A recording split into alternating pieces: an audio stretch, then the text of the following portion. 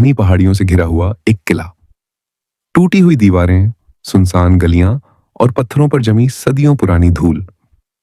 दिन के समय में यह सब एक पुरानी ऐतिहासिक जगह लगती है, लेकिन जैसे ही सूरज ढलता है, यहाँ का हर पत्थर किसी अदृश्य ताकत की तरह जाग उठता है।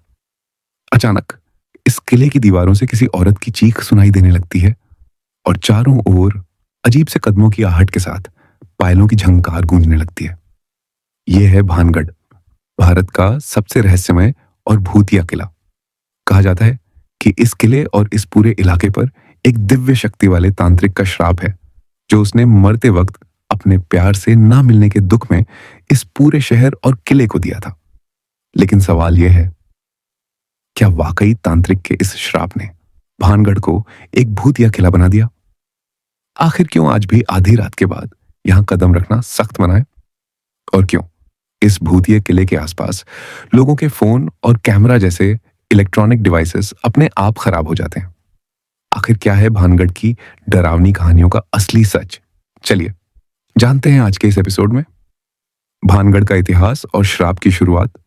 तो यह है भानगढ़, भारत का सबसे रहस्यमय और भूतिया किला, जो राजस्थान की धूप से तपती धरती पर अरावली पहाड़ियों के बीच खड़ा है। इसकी टूटी दीवारें ऐसी लगती हैं जैसे कोई अतीत की डरावनी कहानियों को दोबारा सुना रही हो। कहा जाता है कि यही वह जगह है जहां सौंदर्य, प्रेम और काले जादू की तकरार ने पूरे शहर का विनाश कर दिया। भानगढ़ के इस किले से जुड़ी सबसे मशहूर कहानी है राजकुमारी रत्नावती की। कहा जाता है कि रत्नावती इतनी सुंदर थीं कि लोग कहते थे पूरा राजस्थान उनकी सुंदरता के आगे फीका पड़ जाता था। जब रत्नावती की उम्र मुश्किल से 18 साल की थी, तभी से आसपास के राज्यों से राजकुमार उनके लिए विवाह प्रस्ताव लेकर आने लगे। लेकिन हर चमकते चांद की तरह उनकी किस्मत पर भी एक काला निशान था, और वह निशान था सिंघिया नाम का एक तांत्रिक। सिंघिया तांत्रिक और काला जादू सिंघिया कोई साधारण इंसान नहीं था। वह काले जादू और टोने टोटकों का माहिर माना जाता था। लोग उसके नाम से ही कांप उठते थे, क्योंकि उसकी आंखों की चमक और उसके मंत्रों की आवाज बड़े से बड़े इंसान को भी उसका दास बना सकती थी। वह अपनी तांत्रिक शक्तियों से किसी का भी भाग्य बिगाड़ या सुधार सकता था। इसी वजह से सब उससे दूरी बनाए रखते थे, क्योंकि उसकी मौजूदगी ही एक खौफनाक शक्ति जैसी महसूस होती थी। लेकिन सिंघिया केवल शक्ति नहीं चाहता था, वह एक इंसान के करीब रहना चाहता था, और वह थी राजकुमारी रत्नावती। वह उनसे बेपनाह मोहब्बत करता था, लेकिन सिंघिया यह भी जानता था कि साधारण तरीके से राजकुमारी को पाना नामुमकिन है। इसीलिए उसने तंत्र मंत्र का सहारा लिया। श्राप की शुरुआत। एक दिन जब राजकुमारी की दासी राजकुमारी के बालों में लगाने के लिए बाजार से तेल खरीदने गई, तो सिंघिया ने मौका ढूंढ लिया। उसने तेल की शीशी पर काला जादू कर दिया। उसका इरादा था कि जैसे ही राजकुमारी उस तेल का इस्तेमाल करेंगी, वह पूरी तरह उसके वश में आ जाएंगी, जिसे तांत्रिकों की दुनिया में वशीकरण कहा जाता है। लेकिन किस्मत को कुछ और ही मंजूर था। राजकुमारी के गुप्तचरों को इस साजिश का पता चल गया। रत्नावती ने वह शीशी उठाई और किले की दीवार से बाहर फेंक दी। शीशी जमीन से टकराकर टूट गई और तेल एक बड़े पत्थर पर फैल गया। कहते हैं उस पत्थर में तांत्रिक का जादू समा गया, और पल भर में वही पत्थर हवा में उठा और सीधे सिंघिया तांत्रिक पर गिर पड़ा। सिंघिया की वहीं मौत हो गई। लेकिन मरने से पहले उसने अपनी आखिरी सांस में पूरे भानगढ़ को एक भयानक श्राप दे दिया। उसने कहा, यह किला और यह शहर कभी आबाद नहीं होगा। यहां रहने वाला हर इंसान तबाह हो जाएगा और उन्हें कभी पुनर्जन्म भी नहीं मिलेगा। श्राप का असर, इतिहास कहता है कि श्राप के कुछ ही समय बाद भानगढ़ पर पड़ोसी राज्य ने हमला कर दिया।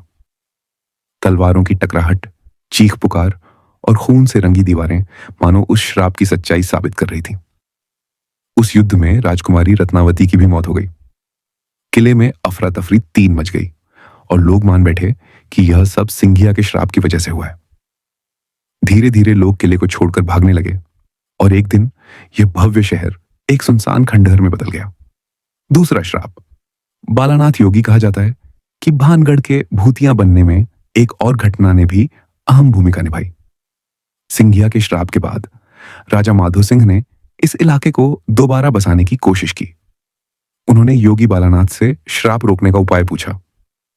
योगी ने कहा, किला बनाओ, मैं भी यहां आश्रम बनाऊंगा, लेकिन ध्यान रहे किले की छाया मेरे आश्रम पर नहीं पड़नी चाहिए। अगर ऐसा हुआ तो यह श्राप और भी भयानक रूप में लौटेगा। शुरुआत में यह नियम माना गया, लेकिन राजा की मृत्यु के बाद उनके वंशजों ने किले की दीवारें और ऊंची करवा दी और एक दिन भानगढ़ किले की छाया योगी के आश्रम पर पड़ गई। बस उसी पल से मानो किले पर फिर से अशुभता छा गई। भानगढ़ का पतन और डर, शहर में बीमारियां फैलने लगी, मौतें होने लगी, युद्ध छिड़ गया और धीरे धीरे यह जगह पूरी तरह वीरान हो गई।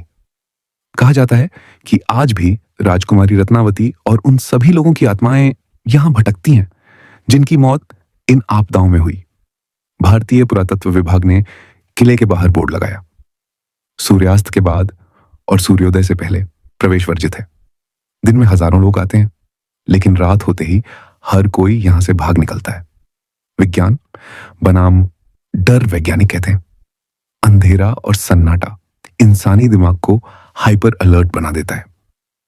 हवा की आवाज, इंफ्रासाउंड, इलेक्ट्रोमैग्नेटिक फील्ड और साउंड रेजोनेंस डर का भ्रम पैदा करते हैं। लेकिन स्थानीय लोग आज भी कहते हैं, रात को मत आना, यहां कोई है जो आज भी जागता है। और शायद यही है भानगढ़ का सबसे बड़ा रहस्य।